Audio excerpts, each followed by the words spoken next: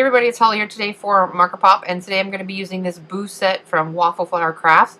This is another collaboration with Big Bear and Bird. So this card here is my original card, and I used some Wilted Violet Distress inks on some Bristol cardstock. Now the card in the video here, I'm going to actually use some Distress ink cardstock along with the Wilted Violet Distress Oxide ink. When I made the first card, I didn't get very good smoothness, you could say, with the mini ink blending tool foam. So I really wasn't happy with that. So I thought, let's try the Oxide ink and see if I get a little better. And I'm also using the Distress watercolor paper to see if it works a little better as well. I just haven't been happy with these mini ink blending foams lately. They just don't, they leave streaks and they're just not very good. So anyway, let's go ahead and get started and see what happens. So I'm going to go ahead and start using the Wilted Violet Distress Oxide ink, and I'm using the large cloud stencil from My Favorite Things. Now after I have the ink down, I'm going to go ahead and take a blank or a plain mini ink blending tool foam, and I'm just going to kind of go over the edges to kind of help smooth that out some. The Distress Oxide inks blend like butter, like they move around a lot easier. So you can kind of do that with a plain one. It doesn't have any ink on it. So once I'm done creating my clouds here in the background, I'm just moving the stencil around to use the different shapes. The other fun thing about this stencil is you can actually flip it over and use the reverse side. So you technically get 8 different types of clouds with this large one, and there's also a small one available now as well. I also die cut a piece of circle from some posted paper, and I used that to create a mast where I'm going to have a moon in the middle of my sky there.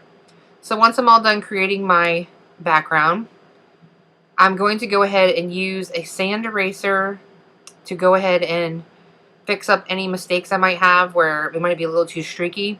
And I also like to use the sand eraser to give me a special effect within the distress inks here. You'll see when I do the moon. So I'm going to go ahead and reverse the stencil and then fill in the center with some smoky slate, or hickory smoke, I'm sorry, hickory smoke distress ink. And I'm going to fill that in to create the background for my moon. And I'm just using a light hand and filling that in there. With the sand eraser, I just went ahead and I take it over the moon area and a couple spots on the cloud. And what that does with the moon area is it picks up some of the distress ink and it leaves like a crater effect, I guess you'd say, in the moon. It just kind of leaves some extra spots. So once I have that all done, I'm going to go ahead and splatter the background with some water. I'm just going to use the Distress sprayer, and I'm just going to pull the handle out and just kind of splatter it on there into some dots. And then I'm just going to use a paper towel to pick that up. And then when I'm all done, I'm just going to set that aside to dry. This really isn't like a fancy technique. This is kind of your standard distress ink technique you can pretty much do here. But then you can kind of see how it gives that sand eraser help give that moon the crater effect. And then with the water, it helps add it up a little bit. I'm just going to do a second layer, and then I'm just going to go ahead and dab it one more time to get the look that I'm really going for. And you can heat it with your heat tool as well, or just set it aside. We're going to go ahead and stamp the images using the mini MISTI, and I forgot to mention that I was using the smooth side of that Distress ink cardstock. Now for my images, I'm going to go ahead and use a piece of Bristol cardstock, and I'm using the Bristol Smooth. And I'm going to go ahead and stamp them with the Ranger Archival Black ink. This is my favorite ink for watercoloring. VersaFine is really great if you like to watercolor as well. I don't like to emboss my images that often, so I really like this archival ink. It just works a little better for me as far as watercoloring goes. And then we're going to go ahead and watercolor them in with the distress markers. So I'm going to stamp the image twice to make sure I get a nice dark impression. These stamps were new. This is the first time I used the set, so this is only the second time I did an impression with the ink, with the stamps. So I'm going to clean them off and put them back on my sheet here, and then we'll go ahead and get the distress markers out and we'll get coloring. Okay, so I'm going to go ahead and start coloring, and I'm using the distress markers directly onto the images, and then I'm using the Nuvo water brushes. I have the fine and the medium, but I believe I only use the medium, but you could use both. So I'm going to go ahead and put the list of the colors that I'm using on the screen here for you. I'm going to go ahead and play some music, and then I'll be back.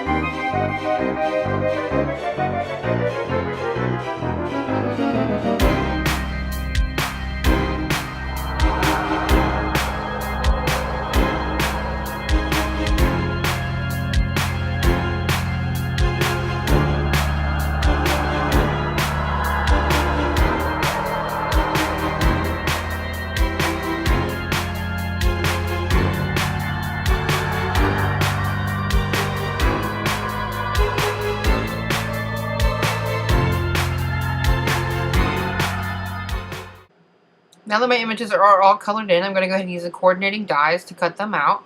I'm going to adhere them to the cardstock with some washi tape, and then I'm going to run them through my Big Shot. And I'm also going to go ahead and die cut my background panel with the clouds and the moon. And I'm using the Blueprints 15. This is a retired Blueprints from MFT. And I'm using the Stitch Rectangle die that's in that set to die cut that background piece. I'm going to go ahead and put the background panel back into the MISTI, and I'm using the little sentiment that came in the stamp set that says Boo. And I'm going to go ahead and stamp that down, and I'm also using that same archival black ink for that. And then once I have that on there, I'm going to go ahead and adhere my images to the front of the card panel using some Scotch 3M foam tape. And I'm just putting that in different spots on the images, and I'm going to go ahead and set them up where I want them. And then I'm going to go ahead and add some Nuvo drops in the glitter, the clear glitter, and I'm just adding that on different parts of the images, and then I'll set that aside to dry for a second. When you use the Nuvo drops like that, you want to make sure you spread them out a little bit so they're not super thick like they are, because you can make your own enamel dots with these. So I just spread it a little thin with the tip there to kind of just give it a nice little cover on my images. I'm going to go ahead and create a side folding A2 size card base from some black cardstock. And I'm going to go ahead and score it at 4 1/4 and fold it in half. And since I already put my images onto my main panel and they're puffed up some, I'm going to go ahead and use some liquid glue to run it around the back of my image there, my panel, and then attach that to the front of the card base. I don't want to run some adhesive runner over it and create any creases or wrinkles in my card panel. So liquid glue is great for this. And then you just put something heavy on top of it, or I use my bone folder to kind of smush it around a little bit to make sure to adhere very well. That pretty much finishes up my card for today, so I hope you're starting on your Halloween cards. So thanks for watching, and I will see you again really soon. Thanks. Bye-bye.